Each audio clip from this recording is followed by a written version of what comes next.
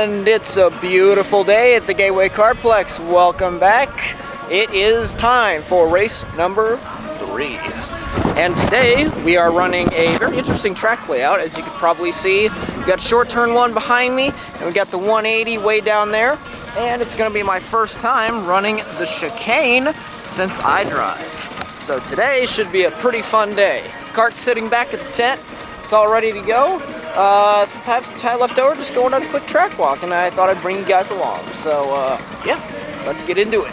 For round 3 of the 2023 Ignite season, we'll be running one of the fastest and one of the most technical tracks on the Ignite calendar in reverse.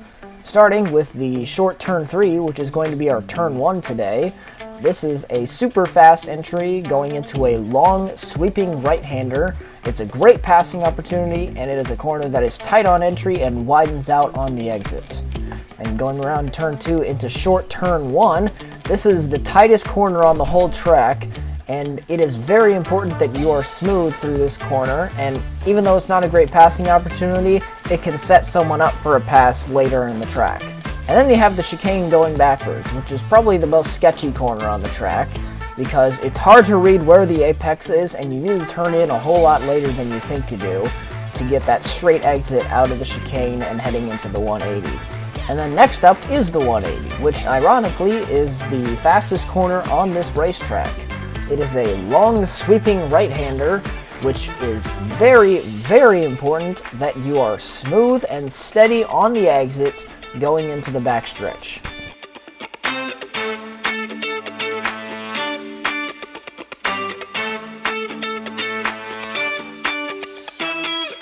Here's the 180. We will not be using the kink today, so it's just from North Pole straight into here, and then on around there onto the backstretch. So, actually a pretty fast track. I'm going back and forth whether I'm going to be using a 63 or a 62. I'm going to start on the 63, and if I feel like I'm getting chewed up on the straightaways too much, then I'll go down. But I feel like if I go down too much, then I'm going to lose speed in these slower corners, like this corner right here, and then the short turn 1, which you saw earlier. So we're going to go into practice 1 and see what the kart feels like, and see if any adjustments need to be made. So let's get going.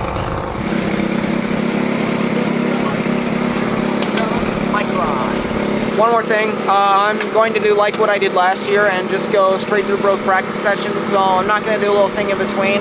I'll debrief with you guys before qualifying, so let's go through both practice sessions and see how it goes.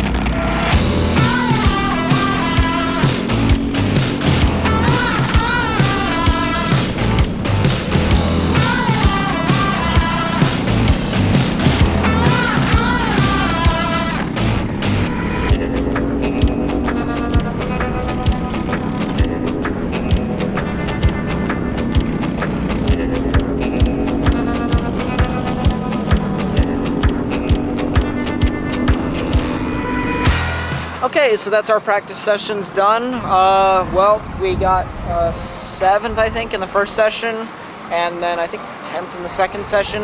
The first session went really well, felt like we hit the ground running, and then practice 2, it felt like we fell flat on our heads and lost all that grounded data. basically in that second session, the cart was pushing all over the place, and since it was pushing through the North Pole, I just could not get a good exit out of the north end, and I was just getting eaten alive on the straightaway, and I was losing so much time. So where I only got like 2/10 back in practice 2, everyone else got almost a second back, which is not good. So we're making a few adjustments for qualifying. I widened the rear track width by a little bit, and then we are going to stagger our tire pressure. So we are going to go 27 in the back and then 26.5 in the front. And this is where my stupidity began, and I started making changes to the cart that only made my problem worse, because I didn't know what I was doing. Okay, so one of the things you'll hear me mention over and over again in this video is track width. Track width is basically the stance of your cart. It's how much tuck or poke your wheels have got. And adjusting how wide or narrow your wheels are can determine how the cart wants to behave. For example, if you want to widen your track width, that distributes the load of the cart over a wider area, which makes the tires easier to grip up, effectively making the cart feel lighter in either the front or the back wherever you adjusted the track width. And narrowing the track width distributes the load over a smaller area, which makes it harder for the tires to grip up and makes it feel more heavy, more slippery. And then the next change you'll hear me talking about is tire pressures. Increasing the tire pressure decreases the amount that the tire can flex left and right, and that increases the amount of rubbing friction there is with the surface since the tire is sliding more, and that increases the temperature of the tire faster. And then lowering the tire pressures does the opposite. It increases the amount that the tire can flex, it decreases the amount of rubbing friction there is with the surface, but the tire temperature increases slower. And with these hard tires, temperature is very, very important. And higher temperature means that there's more grip with the tires and the tires feel softer.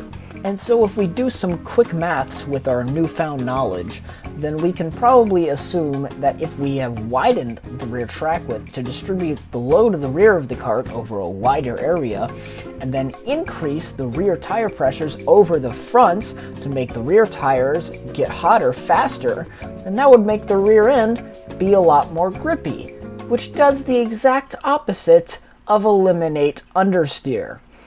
That should hopefully make the cart a bit more darty and fix our pushing issue, and hopefully we can get some of that straightaway speed back, because I cannot be slow on the straightaway when we have a straightaway that big.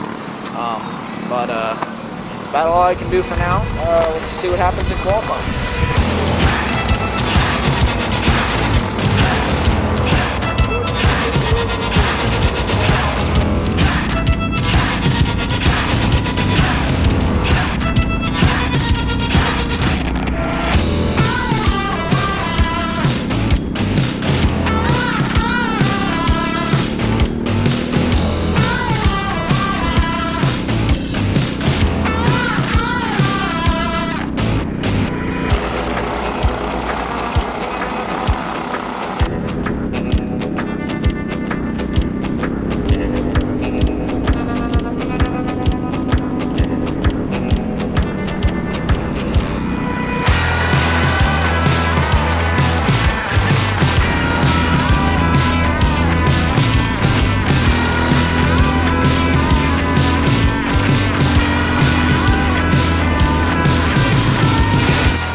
Okay, so qualifying done. We ended up 9th out of 23 carts. Cart's still pushing. Whatever adjustments we made in practice at the end of practice 2 did not help. So I was just battling the cart through the 180 most of that session. I just could not get that turn down, and I was just constantly losing time through there, and the cart's pushing way too much on entry.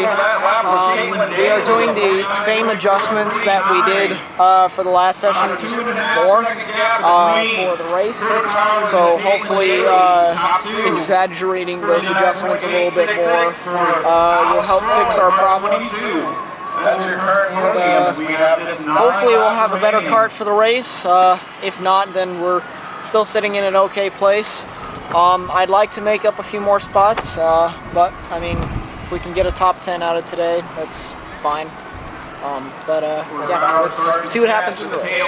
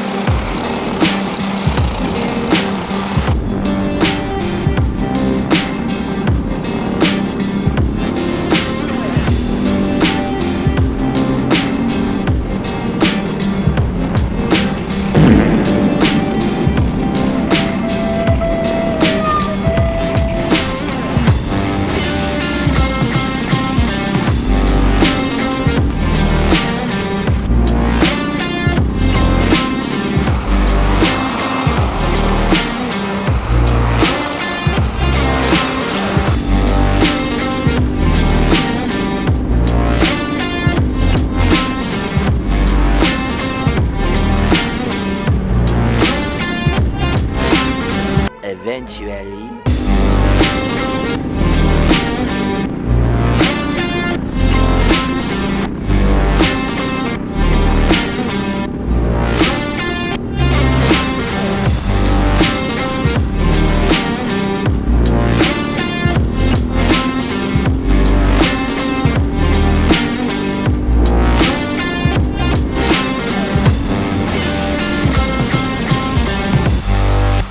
And that is going to conclude our third Ignite race of the season, and we come home P7, which, considering the circumstances and that the cart just didn't want to behave, not bad. We were able to control our position pretty well. That entire left side lane just got hosed on the start. I don't know what happened, but we made up like probably 5 positions on the start. And just because my cart was pushing so much, I just could not stick with that train. And a couple people went past me, and that was possibly the most boring race I've ever driven. I was in my own zip code for the rest of that race. So, again, considering the circumstances, not a bad run. And, well, the entirety of last year I had 3 top 10s, and we've started this season with 3 top 10s. So we have a 7th, a 6th, and a 9th. Or, no, an 8th, a 6th, and a 7th to work with. So, not a bad start to the season. We are holding up pretty well, and we got a lot to learn and a lot to go off of going into race number 4. This was my last race before I graduate high school. So, next time I see you, I'll be a graduated senior. We'll be set. So, see you guys then.